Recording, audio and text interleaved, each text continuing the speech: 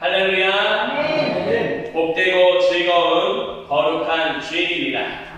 지난 한 주간도 우리의 삶을 통해서 사랑과 은혜가 흘러가게 하시는 하나님의 뜻을 따라 살기를 힘쓰다 다시금 주님 앞에 나온 성도 여러분 한 분 한 분을 주님의 이름으로 환영하고 사랑하고 축복합니다. 오늘도 하나님 앞에 서서 예배하며 은혜를 사모하는 우리를 향한 큰 은혜와 능력을 베풀어 주실 줄 믿습니다. 이것을 더욱 사모하며 주님의 말씀에 귀를 기울이고 말씀이 우리의 삶 속에 우리의 가정 가운데 능력이 되는 귀한 고백을 하는 우리 모두가 되기를 주님의 이름으로 축복합니다. 이제 주신 말씀 신약성경 사도행전 12장 1절부터 12절까지 말씀으로 간절히 기도하더라 라는 제목으로 하나님 말씀 전하겠습니다. 근래에 들어서 우리 태백씨가 참 귀하다라고 하는 생각을 하게 됩니다. 곳곳의 기후재앙과 또 기상이변으로 인한 여러 피해들이 이어지고 있습니다. 그런 가운데 우리 태백씨는 비교적 안정적인 시간들을 보내고 있습니다. 이 지역이 기후재앙이나 기상이변이나 여러 가지 피해가 없다는 것 때문에 귀하다는 게 아닙니다. 아시다시피 우리 태백시에 이제 방업소도 문을 닫았고 대학교도 문을 닫으면서 여러 가지로 걱정이 많아졌습니다. 지역을 회복하는 길이 무엇일까 모두가 하나같이 고민하고 기도하고 있습니다. 우리 장로님께서 오늘 기도해 주신 것처럼 한때는 정말 이 대한민국의 많은 것들을 책임지는 그런 역사를 이루던 지역입니다. 그런 곳이 지금은 약하디 약한 그런 지역이 되었습니다. 그럼에도 우리 태백시가 귀하다고 생각하는 건 약한 가운데 하나님의 능력을 전할 수 있는 지역이다라고 하는 생각 때문입니다. 앞서 말씀드렸듯이 우리 태백시는 비교적 기상이변이나 자연 재난에 대해 안전지대에 있다라고 볼 수 있습니다. 그만큼 평안하게 살아갈 수 있으면서 동시에 아파하고 있는 자들을 돌아볼 수 있고 또 우리가 할 수 있는 힘을 그들에게 전하며 그들이 회복할 수 있도록 돕는 역할을 감당할 수 있기 때문입니다. 또 한 가지는 이 지역이 연약한 가운데서도 함께 한 마음이 되어지기 때문에 참 귀하다라고 하는 생각을 합니다. 하나같이 같은 마음으로 모이고 같은 마음으로 걱정하고 같은 마음으로 소망을 품는 그 모습들이 하나님 앞에 연락이 되어집니다. 작은 샘이 솟아올라 큰 강을 이룬과 같이 우리 태백시를 통해 하나님이 하실 일들을 기대하고 소망하게 됩니다. 그와 같은 이유들 때문에 참 태백시가 귀하다라고 하는 생각을 하게 됩니다. 그런 고백이 이제 우리의 삶의 자리, 우리 한 사람 한 사람에게도 연결되어집니다. 우리의 삶의 자리에 귀하다라고 소중하다라고 말을 들을 수 있는 모습이 어떤 모습이겠습니까? 힘 있는 모습일까요? 능력 있는 모습일까요? 뭔가 대단한 능력을 바라고 성공을 이룰 수 있는 모습일까요? 그렇다면 반대로 힘이 없다면 소중하지 않은 겁니다. 연약하다 하여 소중하지 않은 것 아니고 도리어 연약하기 때문에 더 소중하다라고 여길 수도 있습니다. 우리가 그런 모습으로 주님 앞에 세움을 받아 귀한 존재로 하나님의 나라를 이뤄가는 이 태백을 사랑하고 살아가는 사람임을 기억할 수 있기를 간절히 바랍니다. 하나님께서 이 같은 능력으로 주님 앞에 설 수 있도록 이제 우리에게 오늘 말씀을 통해서 은혜를 주십니다. 말씀에서 우리의 삶을 떠나서, 우리의 상황을 떠나서 하나님이 우리를 어떻게 보시는지 깨닫고, 나아가 우리 삶에 행하신 하나님의 능력을 기대하며 삶의 걸음으로 나아가는 복된 걸음이 되시기를 주님의 이름으로 축복합니다. 첫 번째로 주시는 하나님의 말씀입니다. 하나님은 하나님의 뜻 안에서 가치를 발견하게 하십니다. 네, 함께 한 목소리로 고백하겠습니다. 하나님은 하나님의 뜻 안에서 가치를 발견하게 하십니다. 오늘 우리가 읽은 말씀을 간단하게 정리하자면 베드로가 붙잡혔습니다. 그리고 교회는 기도했습니다. 이게 오늘 말씀의 내용입니다. 베드로를 붙잡은 사람은 당시에 군공왕으로 활동하던 헤롯입니다. 헤롯은 야고보를 죽였습니다. 그리고 베드로까지 붙잡았습니다. 그 이유를 3절에서 알 수 있습니다. 유대인들이 이 일을 보고 기뻐하는 것을 보았다라고 말씀하고 있습니다. 헤롯은 베드로를 붙잡는 일을 가치 있는 일로 여겼습니다. 사람들에게 인기를 얻을 수 있다라고 여겼습니다. 그 인기가 커지면서 명성을 얻고 또 정치적으로 입지를 탄탄히 할 수 있겠다라고 생각했습니다. 이런 생각을 가지고 베드로를 붙잡았습니다. 하지만 6월절 기간이었기 때문에 베드로를 즉시로 처형할 수는 없었습니다. 헤롯은 6월절이 끝나기만 하면 곧바로 베드로를 처형합니다. 그것으로 인기를 얻고 사람들에게 그 자신의 가치를 또 자신의 평가를 더 좋게 만들어 가려고 생각합니다. 또 그 시간을 고대했습니다. 그 시간을 고대하며 베드로는 그 전까지 감옥에 가두고 또 탈출할 수 없도록 경비병들을 세우고 지키게 했습니다. 그렇게 베드로가 감옥에 갇혔습니다. 감옥에서 시간이 지나고 흐르고 있습니다. 그렇게 시간이 흘러 6월절이 끝나기 하루 전날 밤이 되었습니다. 그때의 베드로의 모습을 오늘 말씀 6절에서는 이렇게 말씀하고 있습니다. 헤롯이 잡아내려고 하는 그 전날 밤에 베드로가 두 군인팀에서 두 쇠사슬에 매여 누워 자는데 파수꾼들이 문 밖에서 옥을 지키더니 라고 말씀합니다. 여전히 붙잡혀 있습니다. 그런데 붙잡혀 있는 그 자리에서 누워서 자고 있다고 말씀하고 있습니다. 감옥에서의 시간이 흐르면서 힘든 시간들이 또 불안한 마음이 커지다 보니 지쳐서 잠든 모양이 아닙니다. 이 모습은 담대하게 또 편안하게 누워서 자고 있는 모습입니다. 그럴 수 있었던 것은 하나님이 그에게 은혜를 주셨기 때문입니다. 그렇다면 어떻게 이 베드로가 하나님의 은혜를 입고 담대하게 그 감옥에서 이제 곧 죽게 될 날이 바로 코앞에 닥쳐온 그 상황에서도 담대하게 편안하게 있을 수 있었던 걸까요? 로마서 14장 8절 말씀을 보면 이렇게 말씀합니다. 우리가 살아도 주를 위하여 살고 죽어도 주를 위하여 죽나니 그러므로 사나 죽으나 우리가 주의 것이로다.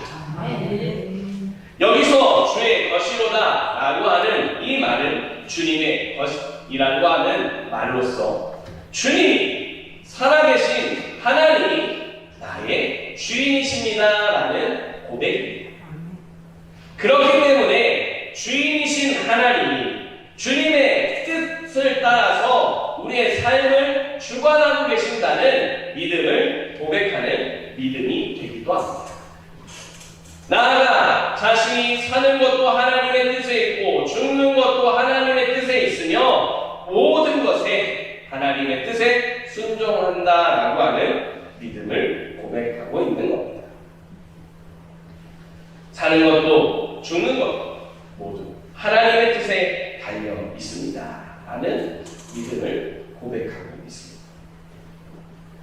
하나님께서는 이 믿음을 베드로가 고백할 수 있게 하셨고 또 로마서에서 이 믿음을 고백하고 있는 바울이 고백할 수 있게 하셨습니다. 뿐만 아니라 우리 모두 역시 이 믿음을 고백할 수 있도록 은혜를 주신 줄 믿으시기 바랍니다. 네. 그 은혜를 위하여 하나님은 예수 그리스도를 보내주셨습니다. 예수님은 우리가 하나님을 주인으로 고백하며 살아갈 수 있도록 십자가에서 죽으시고 부활하셨습니다. 하나님은 이 예수님을 믿는 모든 사람들을 죄에서 용서하시고 구원해 주십니다. 구원받은 사람, 그 사람은 이제 하나님을 주인으로 모시고 예수 그리스도를 주인으로 모시고 살아가게 됩니다. 또한 나 자신이라고 하는 존재를 그리스도 안에서 새롭게 발견하게 됩니다. 그리스도 안에서 나 스스로가 나 자신이 얼마나 가치가 있는 존재인지 또 하나님 앞에서 내가 얼마나 값진 존재인지를 깨달으며 살아가는 은혜가 구원받은 자들에게 허락되어집니다. 오늘 말씀을 보게 되면 자신의 가치를 두 가지로 평가하는 모습을 보게 됩니다. 한 명은 헤롯이고 한 명은 베드로입니다. 헤롯은 자신의 가치를 사람들을 통해서 평가하고 사람들을 통해서 자신의 가치를 생각했습니다. 사람들 안에서 사람들이 말하는 그 계획을 이루어가는 모든 가치 안에서 자기의 가치가 올라갈 수 있고 자기가 훌륭한 사람이라고 생각하려고 했습니다. 그러다 보니 사람들이 좋아하는 일, 그 일을 더 하고 싶었습니다. 야고보를 죽였을 때 유대인들이 좋아하는 모습을 보았습니다. 베드로를 죽이면 더 좋아하겠다, 더 내가 가치 있는 사람이 되겠다라고 하는 생각을 하게 됩니다. 그런데 이 생각은 반대로 생각해보자면 만약 야고보를 죽이지 않았다면 또 베드로를 죽이지 못한다면 그 사람의 가치가 없다라고 하는 평가를 내릴 수밖에 없게 됩니다. 이같이 사람들에게서 가치 없는 존재, 사람들에게서 인정받지 못하는 존재가 되는 것에 대한 두려움을 가지고 있는 게 헤롯입니다. 그 두려움을 떨치기 위해서 수단과 방법을 가리지 않고 있는 헤롯의 잔혹함이 그대로 말씀 속에 나타나고 있습니다. 그러나 그와 반대되는 베드로의 모습을 한번 생각해 봅니다. 앞서 말씀드렸듯이 베드로는 그리스도 안에서 자신의 가치를, 자신의 존재를 새롭게 고백했습니다. 어떤 상황에서도 삶의 주인이신 하나님의 뜻 안에 살기를 고백했습니다. 어떤 상황에서도 하나님이 주인이시기에, 하나님의 뜻 안에 있기에 자신의 삶이 값지고 가치가 있다는 믿음이 있었습니다. 베드로가 명성이 훌륭하기 때문이 아닙니다. 베드로가 많은 일을 할 수 있기 때문도 아닙니다. 그렇다고 헤롯이나 다른 사회적인 직분을 직함을 가지고 있는 사람들처럼 능력이 있고 힘이 있기 때문도 아닙니다. 그저 삶의 주인이신 하나님, 그 하나님이 값진 존재로 여겨주셨다는 그 믿음 때문에 어떤 상황에서도 값진 존재로 자신의 가치를 높이 평가하며 살아갈 수 있었던 겁니다. 그래서 감옥에 있는 이 암담한 상황 속에서도 그 시간이 가치 없는 게 아니라, 실패한 게 아니라 하나님 앞에 가치, 하나님 앞에 귀한 믿음의 길을 걷고 있다고 고백할 수 있었습니다. 사랑하는 성도 여러분, 하나님께서는 이 베드로가 하나님 안에서 자신의 가치를 발견한 것처럼 우리 역시 하나님 안에서 우리의 가치를 발견할 수 있기를 원하시는 줄 믿으시기 바랍니다. 베드로에게 역사하셔서 그 가치를 보는 새로운 시각을 주신 하나님께서 이 시대를 살아가는 우리에게도 새로운 시각을 주셨습니다. 그것이 바로 예수 그리스도입니다. 하나님이 우리의 주인 되심을 믿는 믿음입니다.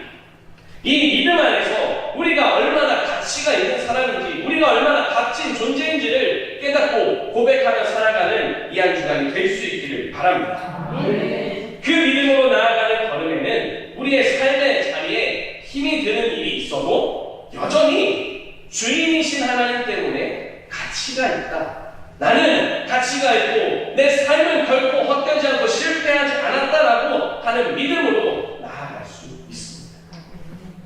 어떠한 어려운 상황이 생겨도 그 앞에 좌절하며 낙담하며 무너지는 것이 아니라 여전히 나를 값진 존재로 사용하셔서 하나님의 영광을 드높이며 증거하게 하시는 그 하나님 때문에 그 삶에 그 무릎에 새 힘을 딛고 일어서 주님께로 더 가까이 나가는 거룩한 걸음임을 기억할 수 있기를 바랍니다.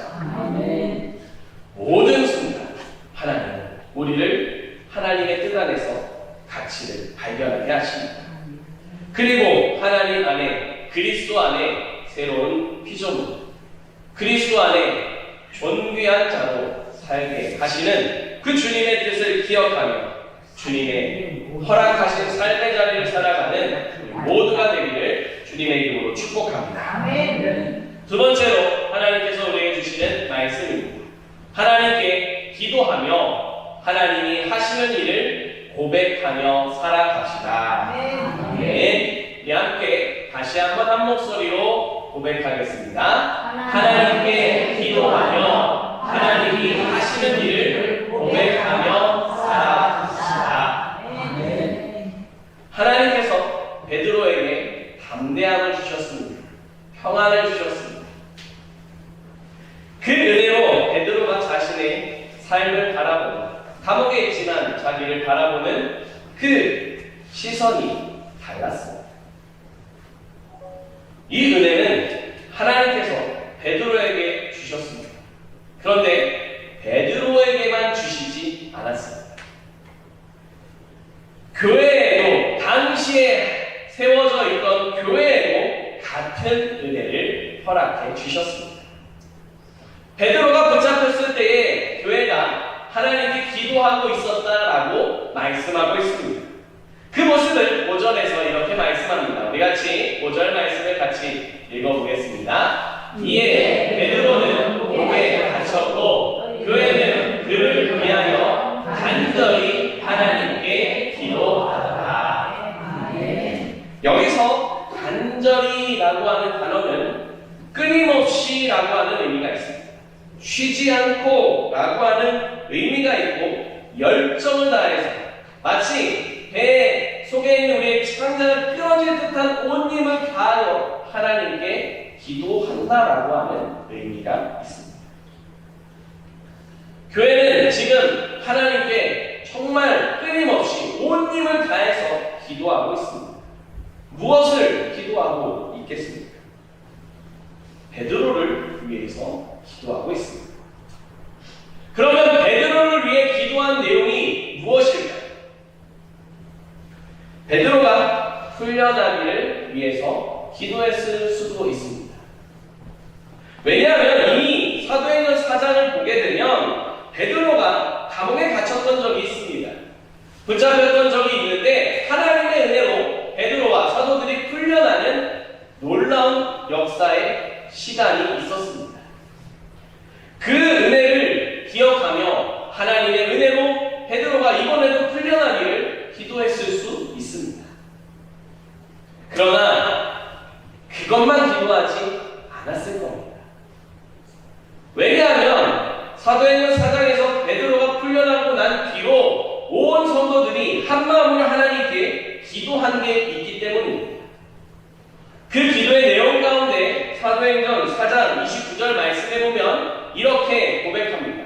주여, 이제도 그들의 위협함을 굽어보시옵고 또 종들로 하여금 담대히 하나님의 말씀을 전하게 하여 주시오며 성도들은 담대함을 주시기를 기도했습니다.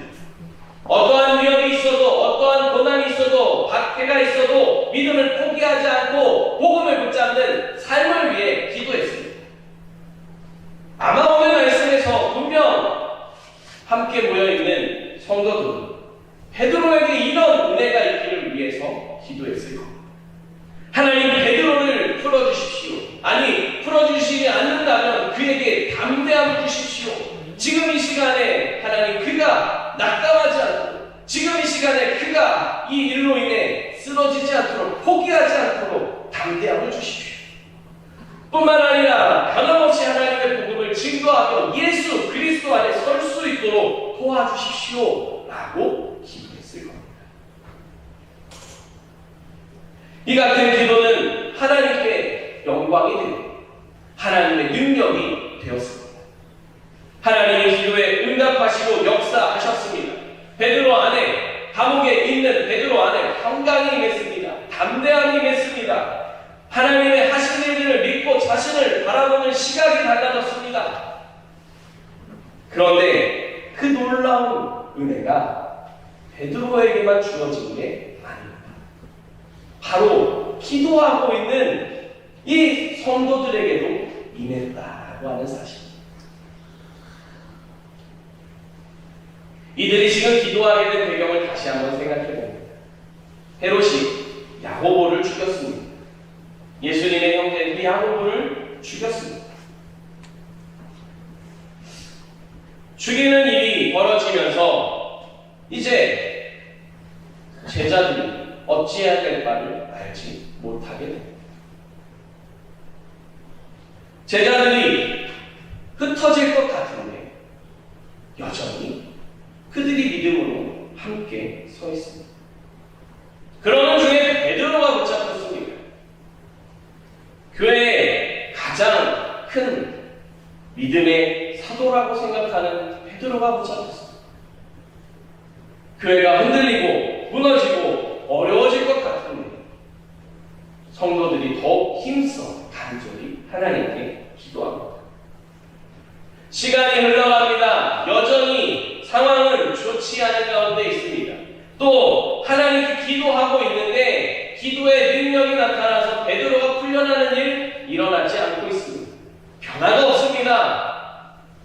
그런데도 불구하고 제자들 또 주님의 사람들이 함께 모여 기도하기를 쉬지 않고 있습니다. 계속해서 힘써 기도하고 간구하고 있습니다.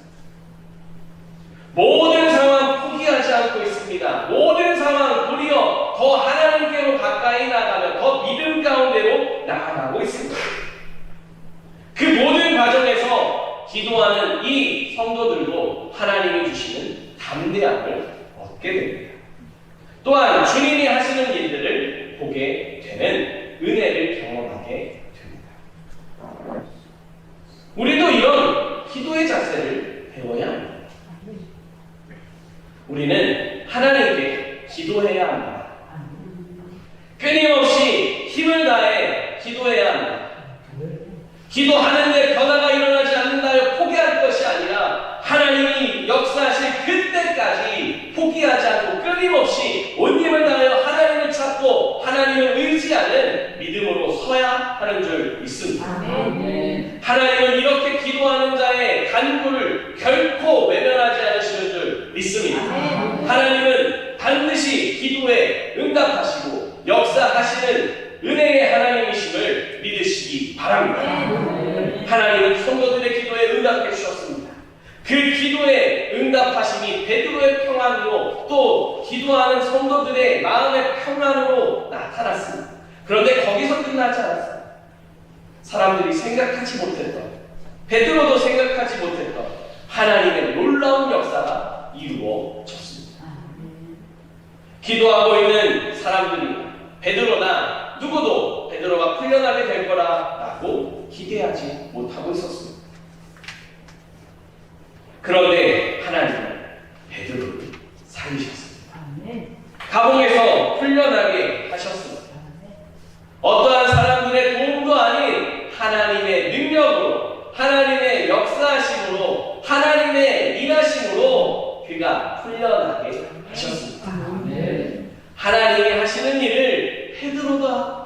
깨닫고 또 그 소식이 교회, 여전히 기도하고 있는 교회 성도들에게 증거되어졌습니다. 이 모든 일을 통해 기도할 때 하나님이 역사하시고 하나님이 하시는 일이 반드시 이루어진다고 하는 믿음이 생기게 됩니다. 더 굳건한 믿음으로 서게 되고 더 하나님 나라와 영광을 위한 믿음으로 나아가기를 힘쓰는 고백하고 결단하는 그런 시간이 주어지게 되었습니다.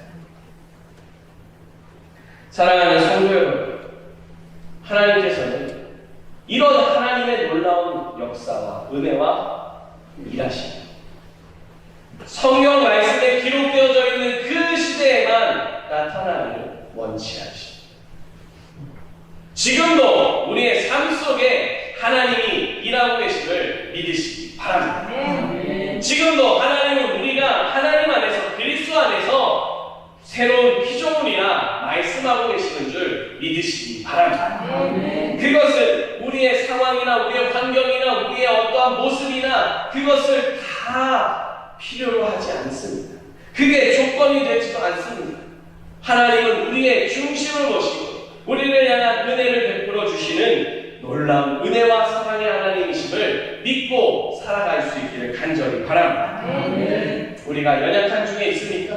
그래도 하나님은 우리를 존귀한 자라 여기십니다. 우리가 아픔 중에 있습니까? 그러나 그 가운데서도 우리가 일어설 수 있도록 기도할 수 있는 은혜를 주셨습니다. 우리의 삶 속에 일어설 수 있는 용기가 필요할 때 더 기도하게 하시고 기도의 능력이 나타나게 하십니다. 하나님의 방법으로 우리의 삶 속에 일하심을 믿고 더욱 하나님께 기도하고 하나님의 주시는 은혜로 살아가는 우리가 되기를 축복합니다. 그 은혜로 그리스도 안에서 우리의 삶을 새롭게 바라보고 그리스도 안에서 새로워진 우리의 삶이 하나님 나라와 영광을 증거하는 축복의 통로가 되기를 주님의 이름으로 축복합니다. 기도드리겠습니다. 살아계신 하나님, 감사와 찬양과 영광을 올려드립니다. 우리를 구원하시고 우리를 새롭게 하시니 참 감사합니다. 하나님이 주신 그 은혜, 사랑 안에 살아갈 수 있도록 성령의 충만함을 더하여 주시옵소서. 주님 안에서, 그리스도 안에서 우리의 삶을 바라보게 하시고 주님 안에서 포기하지 않고 기도하며 살게 하여 주시옵소서. 이 믿음이 주님께 연락되게 하시고 간구하는 모든 일에 하나님이 하시는 일을 깨닫게 하여 주시옵소서. 이 놀라운 은혜로 우리의 삶을, 우리의 걸음을 또 우리가 속한 가정과 공동체를 이끌어 주실 줄 믿고 감사드리며 우리 구주 예수 그리스도의 이름으로 기도드립니다. 아멘.